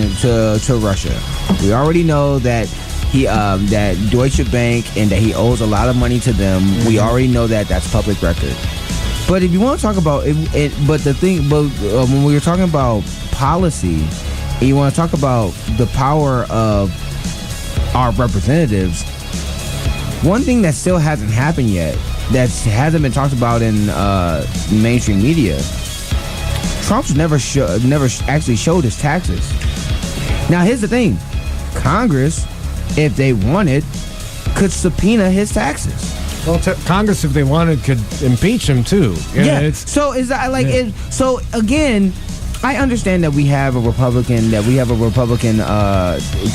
Republicans control the House, the Senate, and the White House and the Supreme Court. There's a quote that I came across that I find very interesting. Nixon wouldn't have been impeached if there was a Fox News. Oh my God! Because guys, everything that is happening is worse than Nixon. You want to know what was? Oh yeah! Everything is 100% worse than Watergate. I don't understand how this person continues to sit, and how his party, who is complicit. No. Here's the thing. I can explain why. Until Trump starts hurting the donors' pockets, which he won't. I mean. What did Trump just do? Trump just enriched the donors on the Democratic Party and the Republican Party. He just gave them a huge tax break. He just gave them more money. He went back to Mar-a-Lago after signing the bill and said, "Hey, congratulations! You just got richer. Like it's." Like the new Dave Chappelle specials, like, standing in line with a bunch of white voters saying like Donald Trump is like he's gonna work for us. He's gonna get our jobs back. Work for you. He's working for me. Yeah, no, really. You dumb. Dave Chappelle, like millionaire comedian over here, definitely sitting comfortable in the tax brackets. No, Dave Chappelle is going to benefit more than the redneck trailer inhabiting population of America. All right. So I wanted to kind of just drop some bullet points about the whole RussiaGate discussion. So like the main points that we've basically been hitting on are that it's resulted in some sloppy reporting, and I wanted to kind of zoom in on that a little bit more. Now, one, don't trust Project Veritas because they do a lot of skeezy editing and false information, but something that was very revealing several months ago, they put out this video where they basically catfished the CNN guy, and he spelled it out. There's a big profit motive around focusing on the RussiaGate story. The example he used was when they covered Trump's leaving the Paris Climate Accord for a couple of days. And then they switched back to Russia because there was a big profit motive. Also, there's a big amount of pressure that's not necessarily financial to cover RussiaGate because it allows outlets like CNN, like MSNBC, like the Washington Post, New York Times, who are ostensibly more unbiased or left-wing, to be able to attack the Trump administration without actually talking about policies that, again, the kind of neoliberal Washington consensus all generally agree on. So, when we're talking about that emphasis on reporting, this is from a Intercept article. And by the way, Glenn Greenwald's really been kicking butt at zooming in on bad RussiaGate reporting. Please follow him on Intercept. You can get he breaks down it through like most of the year, but specifically some examples, and these are just a couple. There's been dozens of examples just like this where a mainstream outlet will report a RussiaGate story that almost immediately gets debunked or retracted. In the winter, there was a story from the Washington Post about Russia hacking into the U.S. electrical grid. That was false. In the Washington Post, an anonymous group documented how major U.S. political sites are Kremlin agents. That was false, and I'm gonna talk about that more specifically in a sec. In The Guardian, they talked about WikiLeaks having a long documented relationship with Putin. That was debunked. A Secret Service breached Trump and a Russian bank. That was debunked from the Slate. RT hacked C-SPAN and caused disruption by Fortune magazine. That was debunked. Russians hacked into a Ukrainian artillery app. CrowdStrike. That was debunked. Links have been found between Trump ally Anthony Scaramucci and a Russian investment fund under investigation. CNN, that was false. Most recently, the big example I could think of, and the mainstream outlets really were pushing this as a smoking gun, that they found apparently they thought WikiLeaks had sent Trump some of the DNC leaks early, but they were looking at the date wrong. It was September. They claimed it was September 6th, where it was September 16th, yet every major news outlet ran with it. CBS, CNN, MSNBC, NBC, all of them ran with it from the same quote-unquote anonymous sources, even though anybody who'd actually taken a second look at the email, which the Washington Post, to their credit, did, and pointed out the falseness of the story, could understand, no, it was just some random guy sending the Trump campaign a link to these leaks. So, again, the media, because there's a certain, constituency who brings in the ratings that wants that smoking gun, will churn out these stories that they do not do their due diligence on. They do not fact check. This for those who saw the election, that was watching the election coverage in 2016. This should not surprise you. Let's not remember that CNN, instead of actually talking about policy or having Bernie Sanders and Hillary Clinton actually talk about their policy and what they're doing to help the American people, they would show Donald Trump's empty podium. They would show Donald Trump's empty podium for hours on CNN and MSNBC. And the reason why they were doing it is because it was getting ratings. It's because they had a ratings boost and it was making them more money. If you follow the money, then you can see where people's motives are. You can see where their motivation's coming from, and you can see how they're going to move. If CNN and MSNBC, they do a lot of clickbait type tactics, and that's because the internet has destroyed journalism. Well, what kind of journalism? Okay, I'm like, good kind. I'm like, yeah. See, here's the thing. Well, Just because you sit in a fancy studio like they do on CNN and MSNBC does not mean that you're a journalist. Let's not forget that after Trump won the election, they hired his campaign manager on CNN. They hired his campaign manager to go on CNN and tell nothing but lies. If we talk about journalism, they hired Tommy Lahren on Fox News. They put Megyn Kelly on MSNBC. Like, are you kidding me? I'm sorry. When you can, paying someone to be the pro-Trump shill on your network in order to sort of, quote-unquote, balance the debate, when there really isn't a debate when you do your job to your journalistic duty to report the facts are not debatable. That's right. Facts, by their very nature, are not debatable. Turning the news into this constant, there are two sides to every story, so let's hear them both, and you decide. Like, that's inherently shucking the journalistic integrity and focusing solely on the entertainment aspect of what you're doing. And then when new media picks it up, like back in the early 2000s, back when blogs started to pick up that slack, back when e-zine started to pick up that slack, like early YouTube, when they started to pick up that slack, they went, I guess anybody could be a journalist now. And it's like, yes, anybody can be a journalist if they do their research properly and write well.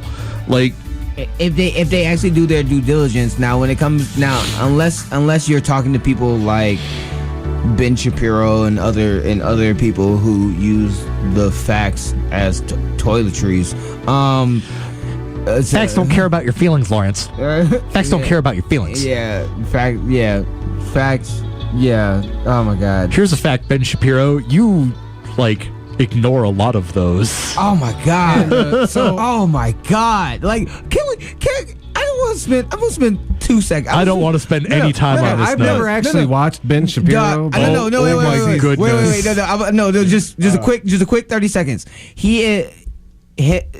I understand that conservatives need someone who they can prop up as their intellectual powerhouse, and he's supposed to be the intellectual powerhouse in America for conservatism. That man is a malignant tumor on the intestinal tract of America, on the intellectual system of America. Friends out there who may have conservative leanings, who listen to this show out of spite because you hate yourself just like I do. If you listen to Ben Shapiro for your main source of argument, I would consider you to stop and look up a guy by the name of Larry Elder, a radio host based in Los Angeles. He's a conservative libertarian, and I hate everything he says. I disagree with him on 95% of his positions. But the man is actually smart, and he does actually have good arguments, and he does make good points while addressing all of the facts, and he does concede places where he can't reconcile fact with policy and will go with fact, because that's what intellectuals do. That's right. Yep. Mm-hmm. So if you want a conservative intellectual, please do me a favor, go look up Larry Elder. I've watched a couple of his interviews with the Rubin Report and a couple other left-leaning new media outlets. Man is actually smart. I disagree with everything he says, but he's 100 times a more credible source of information and breakdown than Ben Shapiro will ever be. Yeah. So let's. I also want to touch on, and this. I think this will probably be one of the last legs of our RussiaGate thing, but we mentioned McCarthyism, and I wanted to dive into that a little bit more for those who maybe aren't as familiar with that aspect of it. But RussiaGate has been used as a cudgel against just about anybody who dissents from either the mainstream media talking points on it, don't believe every single story that comes down the pipe, which, as we just explained, a lot of them were false, and also been used as a broad brush to try to delegitimize legitimate dissent. Let me give a good example from earlier this year. There was this website, Propaganda or Not, which somehow gained traction, and they put out this list of websites without really any proof or argumentation to back it up. But some of the websites they targeted included Truth Out, Black Agenda Report, Truth Dig, Naked Capitalism, even like kind of libertarian websites like antiwar.com and the Ron Paul Institute. We've seen journalists who kind of fall out of line from the establishment narrative be attacked viciously. Lee Camp has recently had exposés written about him in the New York Times, on NPR, which if you watch his show, it's on RT, but he doesn't really even talk about the RussiaGate narrative in a positive or negative way. He focuses on issues that... he focuses on things that are important. Yeah. Wow. Or things that are things like, it's like, no, you guys, you know what? No, you guys have this. You guys have the RussiaGate thing. You've blown it out of proportion so much that you have a complete monopoly on it. Whenever I talk about it, it's to tell you how ridiculous you sound. It's amazing how with Russia, with the new, when we talk about McCarthyism, and for people who don't understand what McCarthyism is, it's using fear and smear tactics and scare tactics to misinform you on the actual issues of what's going on between our dealings with Russia.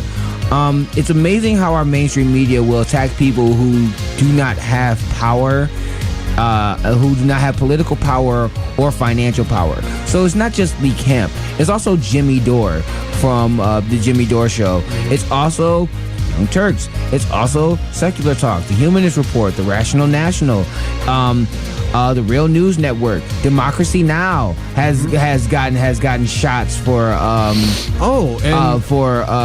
and the thing is that the only thing that these outlets have been asking for is actual proof. These are the same, like, for those who not understand what when you're talking about actual proof, these are the same kind of people who would dissent when we were going into the war of Afghanistan and Iraq, saying, where's the proof? Where's the proof? Where are the weapons of mass destruction? We're operating on actionable intelligence. Yeah. What actionable intelligence? Can you show your work, please? That's all that we are asking for people who believe that yes, there are ties to Russia. It's crazy because you're called a conspiracy theorist if you demand evidence for this conspiracy. Yeah, it's the constant, I don't know how this mode of this particular brand of propaganda has just become so popular. It's so easy. Just tell the people that you want to vilify that they're doing the thing that you're doing. Yeah, and it's where does this all lead to? It's textbook. It's 100% textbook Goebbels. Yeah, the people destroying net neutrality actually for net neutrality. The guys who were fighting for it are actually against net neutrality. You're a conspiracy theorist for wanting evidence of my conspiracy theory. Oh no, yeah. It's a conspiracy theory. It was a conspiracy theory to say that the DNC was rigging the election, rigging the primary. It's a conspiracy theory when people were saying no, Saddam does not have weapons of mass destruction.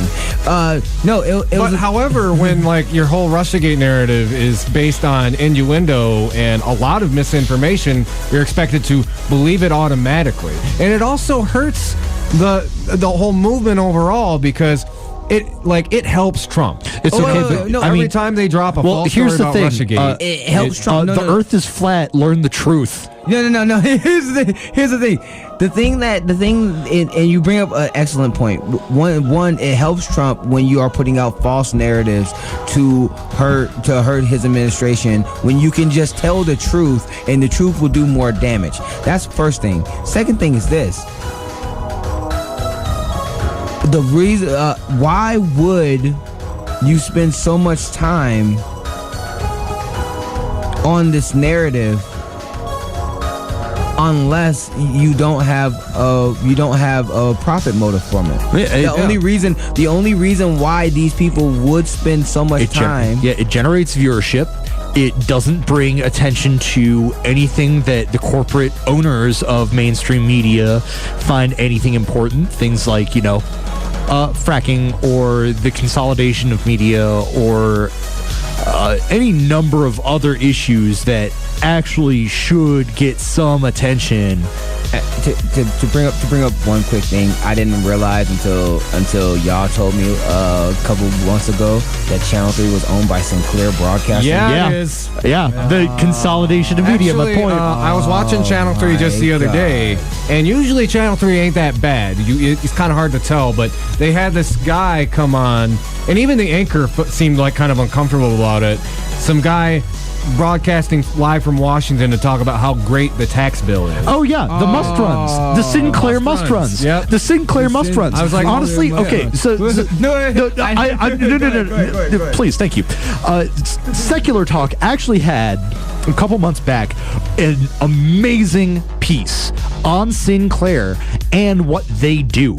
I recommend that everybody try and find that if it is something that interests them to know. Yeah, John Oliver also last week tonight hit Sinclair hard and heavy over what it does, like featuring, like actually going into some of the must runs that Sinclair makes its stations play. It's absolutely ridiculous. Congratulations, guys. Our local media is dead. Oh man, local news is dead. It was something about that. It was amazing. It was amazing when I was. It was amazing that when we were talking about Flint and we were talking about the updates of Flint, I would have to go to TYT Politics and listen to Jordan Sheridan talk about it when M Live is in Michigan. And if you want to be a good reporter and you want to talk about corruption, you had nothing but resources that you could and people that you could talk to in Flint to see how things were developing. But for me to get accurate information, I had to go on YouTube to get accurate information about what was going on in a city that was poisoned by its own people. As Jimmy Dore always says, that's why people get their news from YouTube. Right. So another thing, and this is the other thing. It's hard. When we were talking about McCarthyism. When you know that the mainstream media really has nothing better to do. When they start accusing people like Jill Stein. Oh yeah, that story of being a Russian agent because she sat at a table. Do an experiment right now. Google Vladimir Putin and Hillary Clinton. Vladimir Putin and Bill Clinton. Vladimir Putin and George Bush. Vladimir Putin and Obama. You will find pictures of all of them with Vladimir Putin. It's almost like it's the head of the state's job. Yeah. It's almost like if, I don't know. It's almost like if you're going to run for president, you might want to meet some of the other leaders around the nation and talk to people. Like, here's the thing. I remember when President Obama got in trouble years ago when he was talking to Putin in the White House, and he said, "I will have that off the cuff remark." He was like, "Hey, give me some time. I can have a little bit more leeway, stuff, whatever." And it caused this giant controversy. And it's like, well, would you rather him attack Putin? Would you rather our president do more offensive wars? He already took two wars and turned into 7 interventions. Oh, and that was the craziest thing about too, is like you see all of these people who espouse themselves as liberal, and they can't wait for us to send people over to like go teach Putin a lesson. And it's like they have no idea what that actually entails. I mean, everybody's so scared of the existential threat of like a nuclear war between North Korea and America. Can you imagine what would happen if like NATO forces stepped over the line and there was a nuclear exchange between us and Russia? The entire world would be decimated. Decimated. Here's the thing. Here's two really quick things. That one, America in the 1970s decimated North Korea. We destroyed over 20% of their population. 1950. 1950. Yeah. In 1950, we decimated North Korea. I wonder why they hate us so much. We destroyed, and we killed 20% of their population. Think about that.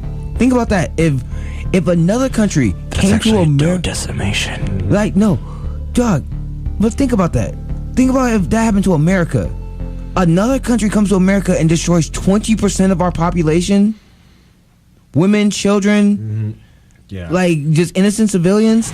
Like we would be up in arms. We would be. It wouldn't even be a question about what the next thing that we would do. Oh, so by the way, if I just wanted to mention real quick, if election meddling is justification for all-out war, then I have a list. I'm not going to read it, but there are about 46 countries just since World War II that, by that rationale, would have every right to start invading us tomorrow. Yeah, I asked a conservative on the internet. I asked a conservative on the internet. I asked a conservative on the internet today why, like, he lives in America. I sussed that out. I asked him, why do you think that America should be the world police?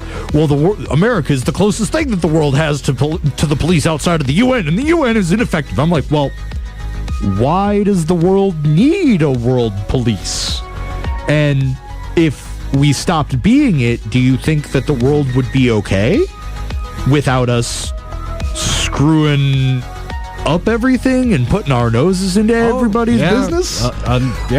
Do you think that, like, Europe, like, it's one of those things? I quoted the my favorite thing about late stage capitalism is that the Ferengi rules of acquisition are just so perfect. I asked him why America has been trying to maintain economic dominance through the acquisition rule 34, which is a war is good for business, while Europe has built itself back up and is strong, open economy, like the strongest, largest open economy in the world. They've been following rule of acquisition 35. Peace is good for business. Oh, man. So why are we up in everybody's grill about everything? Why do we, like, there's a lot of money. I have yet to receive an answer. And well, even in our posturing towards Russia, and I try to tell people this, it's like the reason that they're trying to get people excited and agitated about being more confrontational with Russia, like even Syria was based on economic interests. There were competing oil pipelines that they wanted to put through Syria. And right now there's a lot of economic shouldering going on between them, Russia, and China, which that's why America's also in Africa right now. Yeah, taking the natural resources from multiple countries. That's why we're still in Afghanistan. So just like ask the deeper questions, and if you already are please ask your friends and relatives, dude. Like, why do they want us to be upset with Russia? Why, why are these like websites being targeted? Why are these dissenters being targeted? Where is this all leading? Because very recently, this is another great article on The Intercept, they're talking about how Facebook and Twitter are now acquiescing to the demands of the U.S. and Israeli governments. And they're shutting down Facebook profiles that are pro-Palestinian, like that that are basically saying. The rationale Facebook used, they didn't go any deeper than the American government told us to. No, get zucked. Yeah. So here's the thing. The United Nations says, hey Israel, what you're doing is illegal. You're occupying territory that's not yours, and you're taking people's land. And what you will hear from the right wing of Israel and right wing people in America who are uneducated on the issue will say, well, you're being anti-Semitic. There's a whole long discussion to have about that. Hold on. So you're telling me that that Israel is only right wing. There's no center, there's no left. And you're telling me that the people in Israel, the majority of people in Israel, because they did polling on this, that want a two-state solution, that actually wants to live in peace, they can't because the right-wing government is making money off of the occupied territories. So if I was to say on my Facebook page, boycott, divest, and sanctions, then my Facebook page can be taken down and I can be looked at as being anti-Semitic.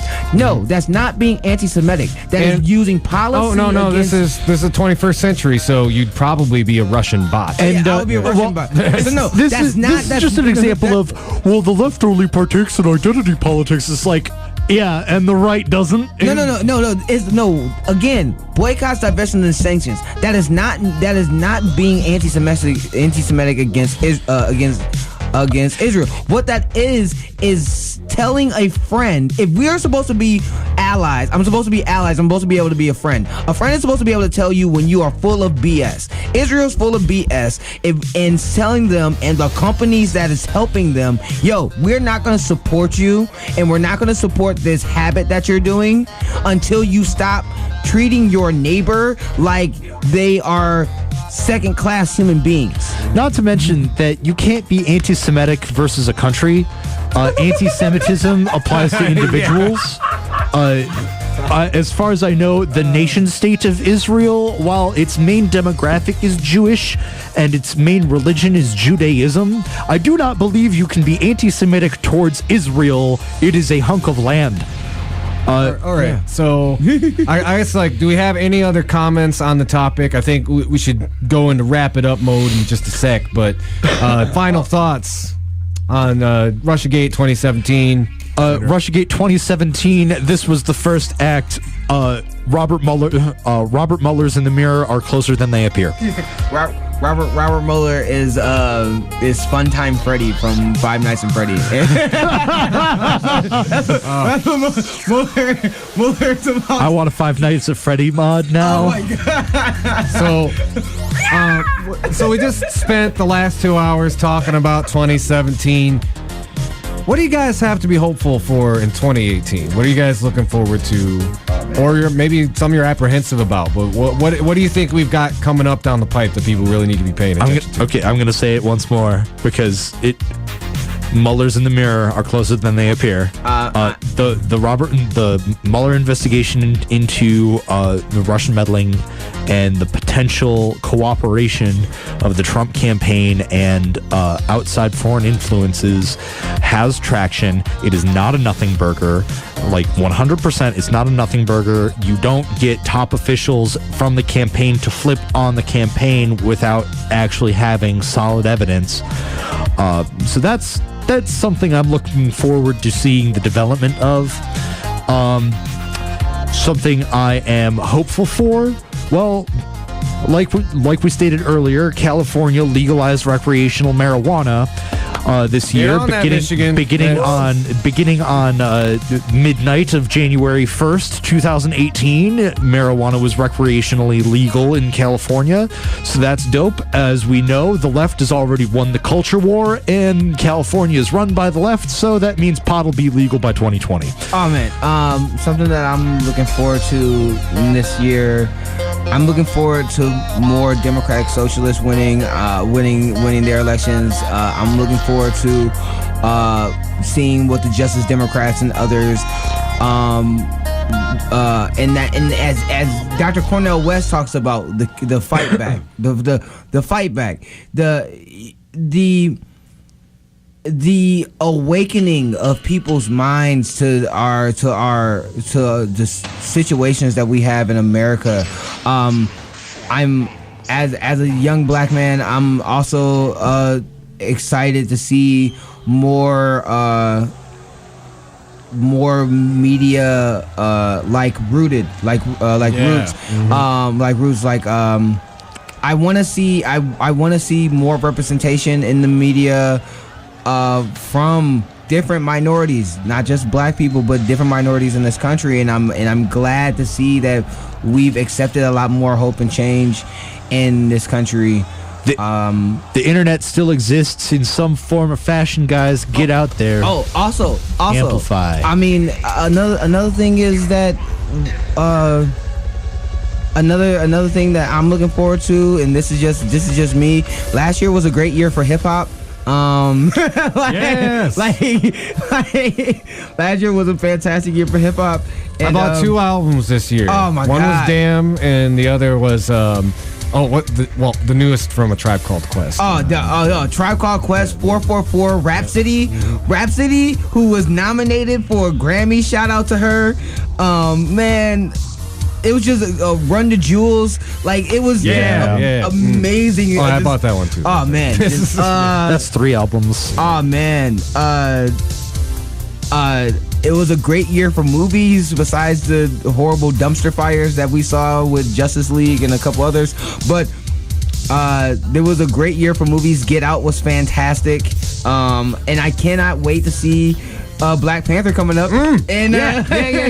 So I'm pretty sure we just need to commiserate and just buy a batch of tickets for opening night, because that's when we're all going to go see it. Right? Like, man, I haven't seen a movie on opening night in like 10 years. I'm getting like 10 tickets that dog, dog, Black Panther's going to be amazing. The Punisher was dope. I actually, and a lot of good social commentary in that show too. Punisher is probably Punisher overtook in 2017. Punisher overtook the top spot for Netflix original Marvel show over Daredevil, in my opinion, like 100%. Actually, and I'm not gonna lie. This is probably not gonna be surprising to any of y'all. I thought my favorite 2 Netflix Marvel shows, in my opinion, was Jessica Jones and Luke Cage. Like, don't get me wrong.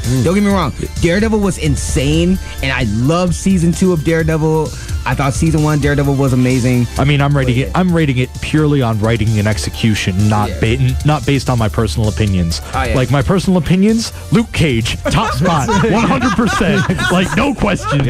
Luke Cage, like, goals. Like, Luke Cage personality goals. No. My thing is, especially when I was watching Luke Cage, I'm like, when have I seen a show where they talk about black literature for 10 minutes? Like, I'm like, within the first 10 minutes of an episode, they're talking about black literature. I'm just sitting there like, Yes, this is what's been missing.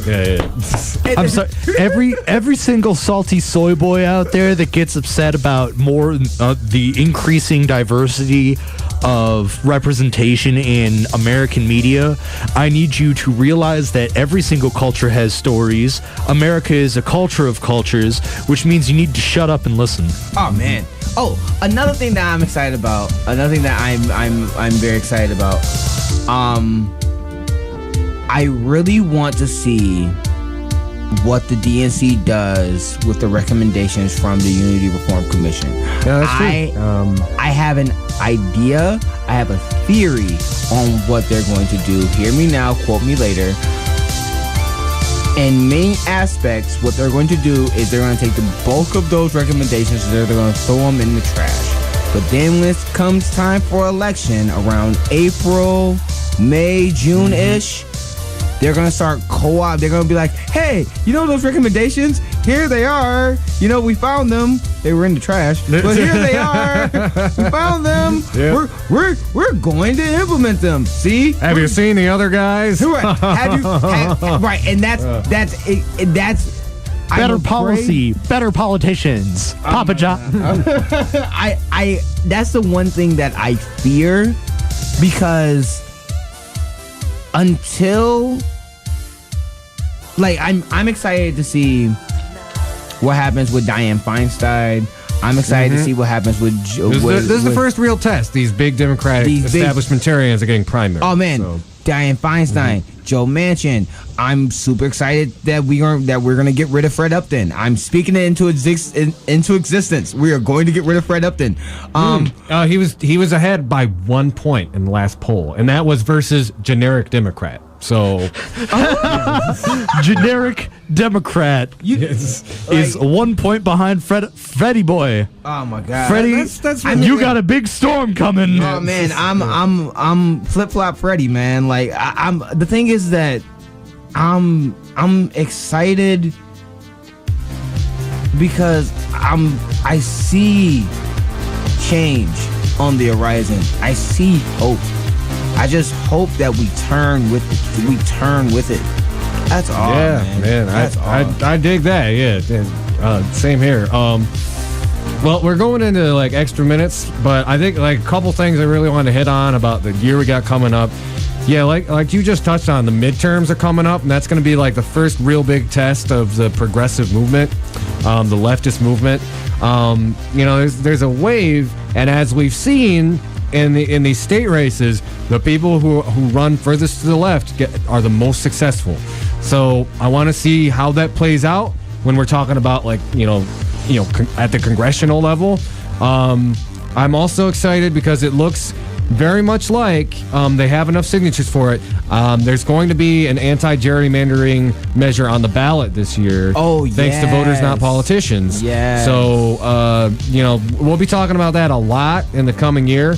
But, I got to say kudos to them for really working so hard to get enough signatures, because if we can take down gerrymandering in Michigan, that is going to unlock the door towards, really having a super left populist state government in Michigan that actually reflects our population. So, also, I'm really excited for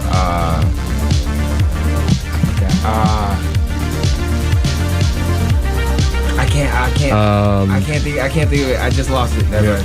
I'm excited to see if we survive the nuclear apocalypse or not. That's a big one. I like Cuban Missile Crisis Redux Part 2. Oh man, like I don't at all. Yeah, me neither. Like, that's just not. I'm laughing to hide the pain. Honestly, like I feel so bad because I've been so blasé about it, because I'm like, you know what?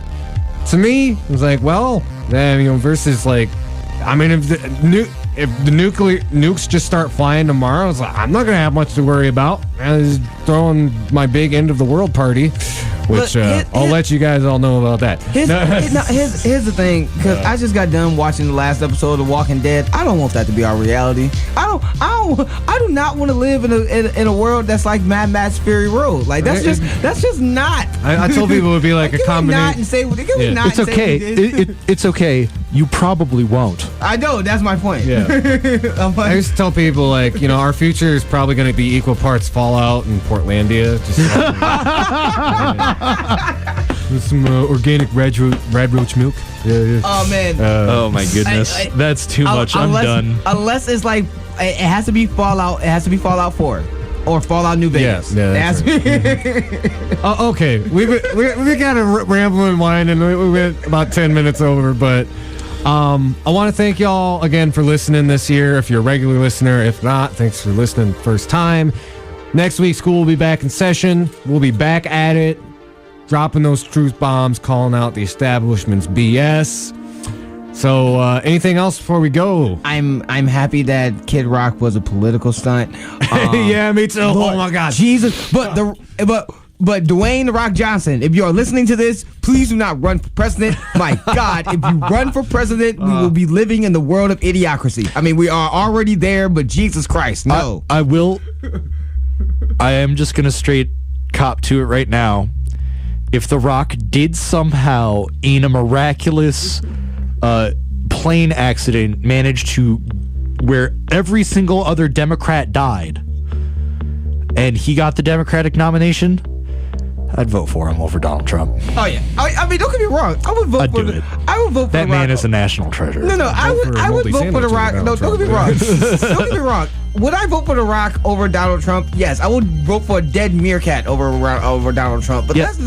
but who doesn't want President Comanche? That's Terry Crews. Comanche Mountain Dew Johnson. Oh my God. All right. Oh my God. Okay. Yeah, we're done. Okay, Yeah, all right. We're done. All right, ladies and gentlemen, I want to thank y'all for tuning in. That's been the Hoodrat Strategist radio program, only on 89.1 WIDR Kalamazoo. Y'all have a great night. Keep fighting for that revolution solution.